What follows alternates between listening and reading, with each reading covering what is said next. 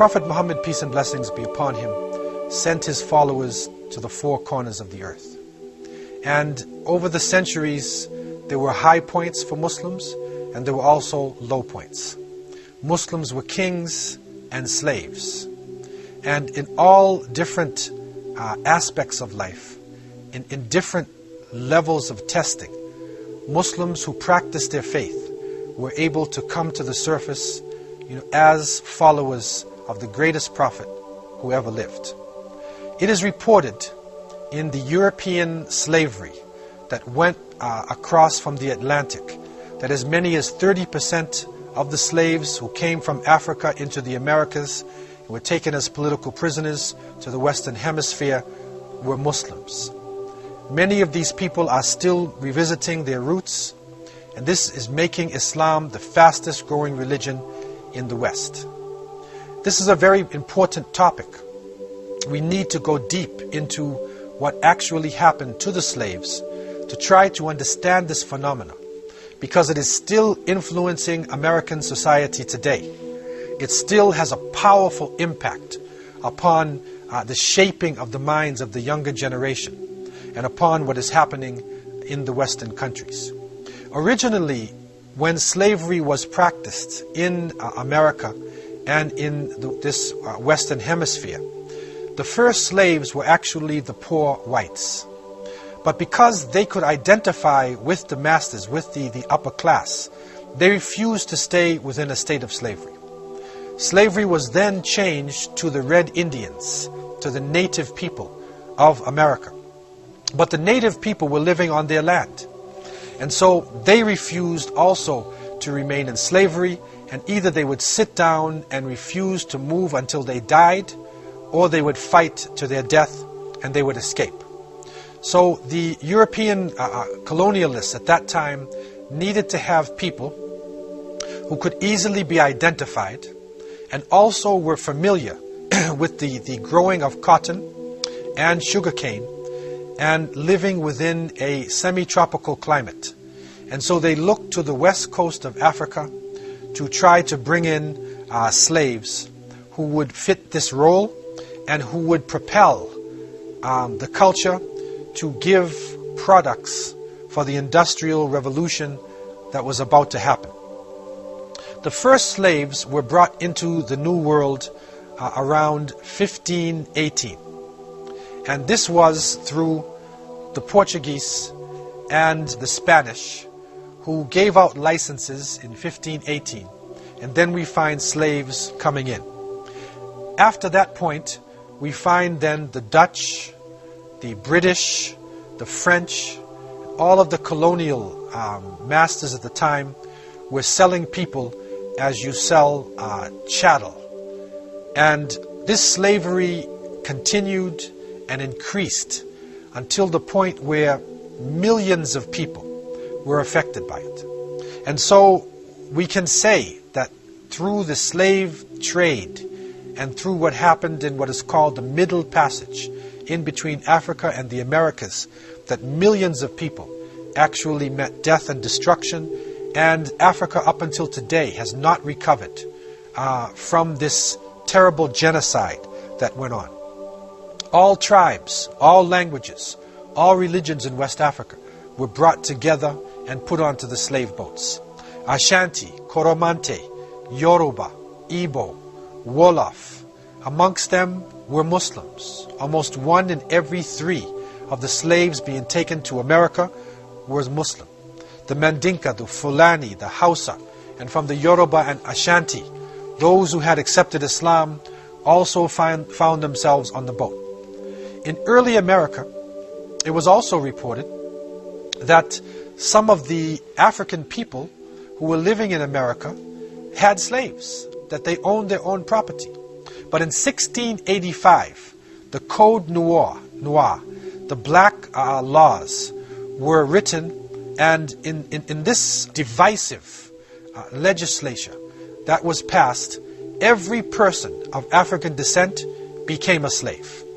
And so, with no hope for freedom, resistance became a powerful message amongst the African slaves. And we find that many of the different nations, especially the Muslims, were leading the forces against the slave masters and the colonial regimes. And reports are coming, especially of Mandingos, which is the English way of saying Mandinka, from the Mande people. And we know that this is one of the largest language groups and cultural groups in West Africa. And they became the leaders of the resistance in many parts of the Caribbean and in South America. So we find, as some examples, in 1833, a female plantation owner, Gertrude Carmichael, she was living in St. Vincent and Trinidad in the Caribbean. She writes within her writings, and these are available today, that many Negro nations are not idolaters, but they are Mahometans. So she used this word Mahomet, which is a crusading word, a Middle Age terminology used for Muslims. Byron Edwards, in his famous History of the West Indies in 1794, he speaks about an old faithful Mandingo servant. And when he describes him, he said he never forgot his morning or evening prayer. And he used to chant in a very shrill voice, La ilaha illallah. There is no God but Allah. Robert Madden, a British magistrate who went to Jamaica during the time when slavery was being abolished, he discovered a society of Muslims living in Jamaica. And Robert Madden had traveled in Turkey and in some of the Islamic lands, so he learned to speak some Arabic.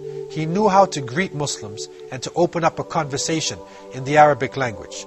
So it is reported that he gathered together a group of the slaves who were about to be put into a higher level of life and to be manumitted from slavery. And he recognized something different about them. He could see that they were probably Muslims. So he greeted them in Arabic, and he said they would have recited the whole of the Quran if I did not tell them to be quiet. He also uncovered amongst them a wathiqa. He uncovered a document that was written in the Arabic language, and this wathiqa, or this document, became a very important piece, because what the document is speaking about, it is calling for jihad, and it becomes the basis of a great slave rebellion that happened in the years 1821 to 1822. Following this, we find that these Mandinka people are living throughout the Caribbean region.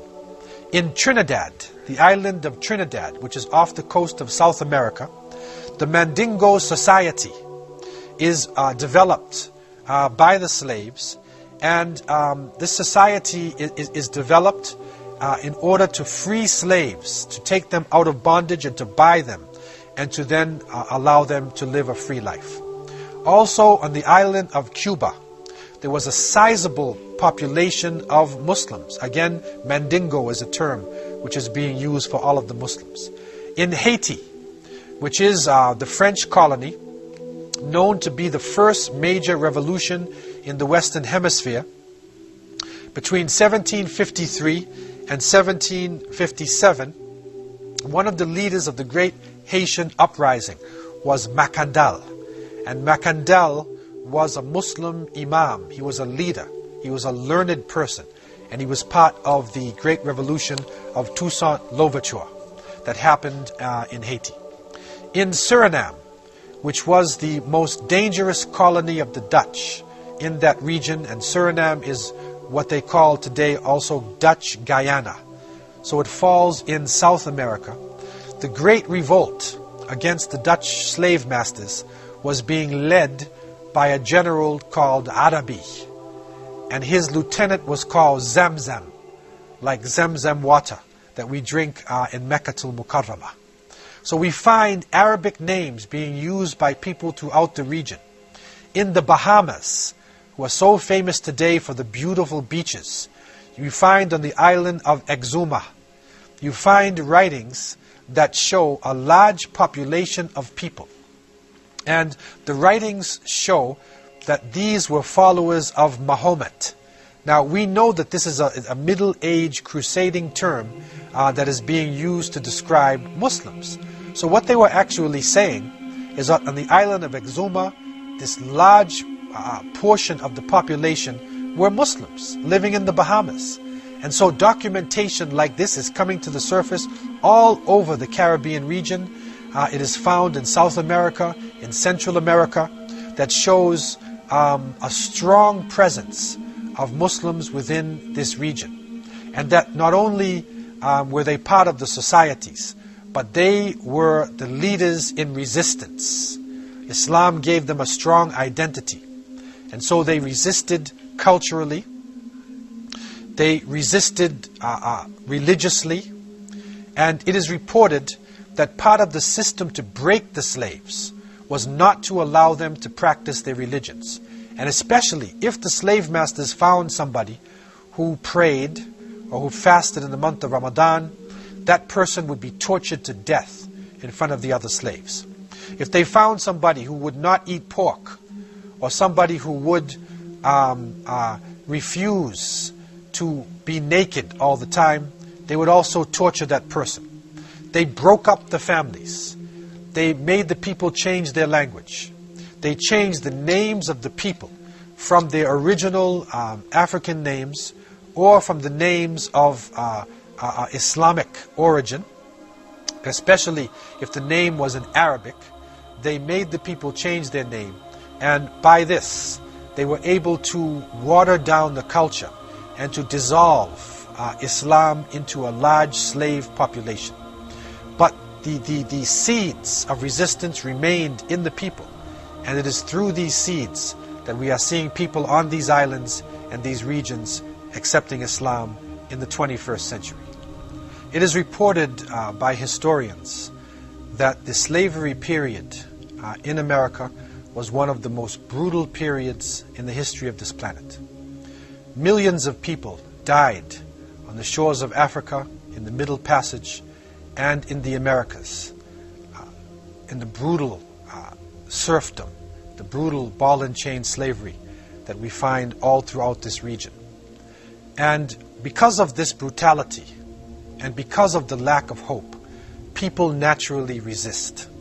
And stories of resistance are written in histories, in oral cultures, and we find that African slaves resisted right from the shores of Africa. When they knew that they were being taken away from their families, that they resisted, and they would jump off the boats. They would struggle with everything that they had. Also, we find that in the Middle Passage itself, we find that boats were taken over by the slaves, and the Amistad boat, the famous, well-documented boat, has come into popular literature and understanding. And this Amistad is an example of resistance of the slaves. And so this struggle continued right into the Americas. Muslims resisted in Jamaica, in Trinidad, in St. Vincent, in all regions within the Caribbean basin, in Central America, in the United States. There were different forms of slave revolts. There was in America Nat Turner, Denmark Vesey. There were so many different ways to resist. It is reported also a woman, Harriet Tubman, developed the Underground Railroad, where she enabled Muslims or African people to flee from the South into Canada. And so this became one of the greatest African resistance in the West. What concerns us here is to bring out an aspect of this resistance that in the past has been overlooked. And that is the presence of Muslims. It is now recognized that over 30% of the slaves brought to the Americas were Muslims. Now we are seeing documentation coming to the surface. We are seeing that Muslims maintained their culture of writing Arabic, that they maintained the ability to express the Quran, to express their Islamic culture, even though they were in a state of slavery. one of the most well-documented resistances that happened in the West was the case of Brazil. Brazil was a Portuguese colony that was developed in the early part of the slavery period, and it was known for its high production in sugarcane. From 1540 to 1570, the Indians, the native people of Brazil, were used in order to deal with the sugarcane, but they couldn't handle the pressure, and this was their original land.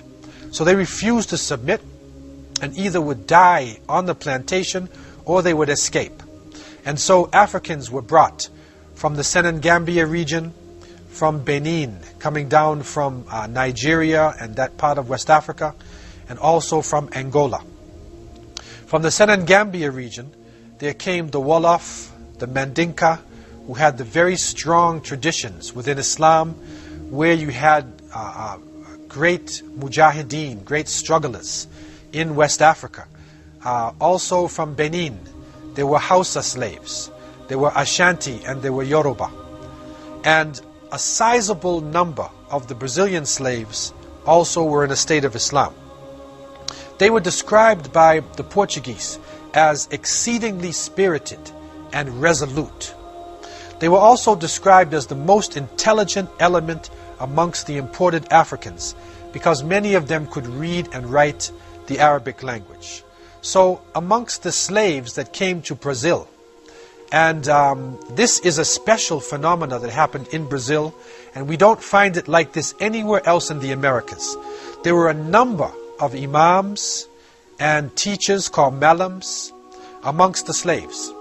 And so they were able to unite the tribes, and they were able to actually concentrate themselves into Islamic communities. The main section of the Muslim population in Brazil was a province called Bahia. And in the Bahia section, the Muslims were well known for their personalities and the way that they conducted themselves. It is said that the Muslims would get up early in the morning, they would go to bed early, they lived a quiet life, they were very reserved in their conversations, they lowered their gaze, restrained their glances, they did not lie, they did not drink alcohol, they practiced polygamy, they had more than one wife. But one interesting aspect about the Muslims there, and it shows the strength of the imams, they did not allow the men to beat their wives. And so from that a culture develops, a culture of justice develops, and the women within the Islamic community of Brazil were powerful also and involved in the struggle. The imams and the malams, the teachers, were able to carry out the different Islamic rituals. They carried on the ceremonies of birth, of marriage, of janazah. They developed an independent system of thinking. And from this independent thinking, a type of collective leadership developed. And this leadership had the concept of Amir, where the masses of the Muslims related to their leader and were prepared to do anything if it was commanded by their leader in the name of Allah subhanahu wa ta'ala. And so in May 27th, 1807, the first revolt took place in Bahia. It was a powerful revolt, and the intention of this revolt was to kill the masters, poison the water system, and to return to Africa. But unfortunately, spies, weak-minded hypocrites, munafiqeen, in the ranks of the Muslims, gave the information over to the authorities, and the government then waited for the revolt, and just before it was about to take place, they suppressed it, and they killed the leaders. But they took some of the people who were involved in it and they put them on boats and they sent them back to Africa. The second major revolt was in 1814, between 1814 to 1816. This was a spontaneous revolt. It was not organized in the way of the first revolt. And because of this lack of organization and the spontaneous nature of the revolt, they were able to kill many of the masters, and they were able to capture certain sections of the land, but they were eventually put down, and many of their ringleaders were either killed or sent back to Africa. The largest revolt took place in 1835, and this is known as the Great Revolt of the Malays. What is important to understand is that this revolt was led by Muslim scholars, and there were 10 Muslim scholars in particular who gathered together and who wrote different documents. They would send the wathiqa to the other people, and you can see a document here which is actually from Brazilian Muslims, written in the Arabic language. And so the leaders of these revolts came from different parts of West Africa. The well-known Sheikh Dandara was a Hausa Muslim. Sheikh Sanim was a Yoruba Muslim. Malam Abu Bakr Ahuna was also a Yoruba, and he was the most well-known person of the revolt.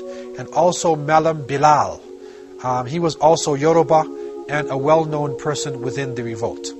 What happens now in this concentration, that we find a powerful force coming out of the Muslims. They literally had developed masjids. There were 20 known masjids in Salvador, which is like the capital of Bahia. And they gathered together within the masjids, and they established special meeting places, like diwans, or special places where they would gather together in order to discuss the revolt. And so, through these secret meetings and their connection with their Amir, and by communicating in the Arabic language and taking a special oath from the people, they were able to spread the word of a large revolt far and wide, and it was not detected by the authorities. They chose Ramadan as the date of the revolt. And but unfortunately, again, Munafiqeen came into the picture, and they informed the government authorities about this upcoming major revolt of the Malays that was to take place. Even so, a strong fight continued, and the Muslims were able to take the struggle all throughout the countryside. They were able to conquer certain sections within Salvador, but because of the technology, the weapons, and the organization of the Portuguese army, the revolt was actually eventually put down, and a mass deportation happened, where many of the leaders and many of the people involved in the revolt, instead of just being killed, they were put on boats and they were sent back to West Africa. And it is interesting today that in Lagos, in Nigeria, you can pray in a Brazilian masjid. So you can make your salat in a mosque that was built by Brazilian Muslims who were captured, struggled for their independence, and eventually returned to West Africa, and they built masjids within a major West African city.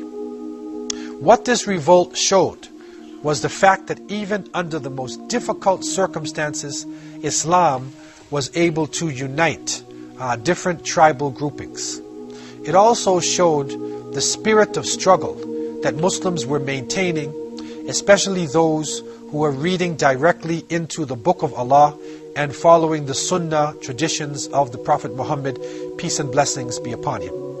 These revolts that are happening in the early part of the 19th century, the ones that are happening in the 1814 and then going up to 1835, they coincide with the great Hausa Fulani revolutions that were going on in West Africa.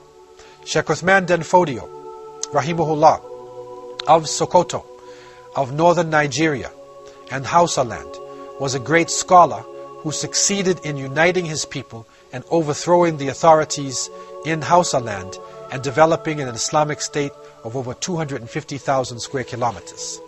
So the spirit of the Sheikh coming out of his literature, and the people who were captured and unfortunate in slavery still showed out, even though They were thousands of miles away in Brazil. And so today when you see a Brazilian and you see the spirit that they have, and the young people are watching the Brazilians in soccer and they see the strong spirit, recognize that a good percentage of Brazil are Muslims, and there are hundreds of people who are coming into Islam today in Brazil. I leave you with this new gem of wisdom that has come forward from the untold stories of history. Assalamu alaikum wa rahmatullahi wa barakatuh.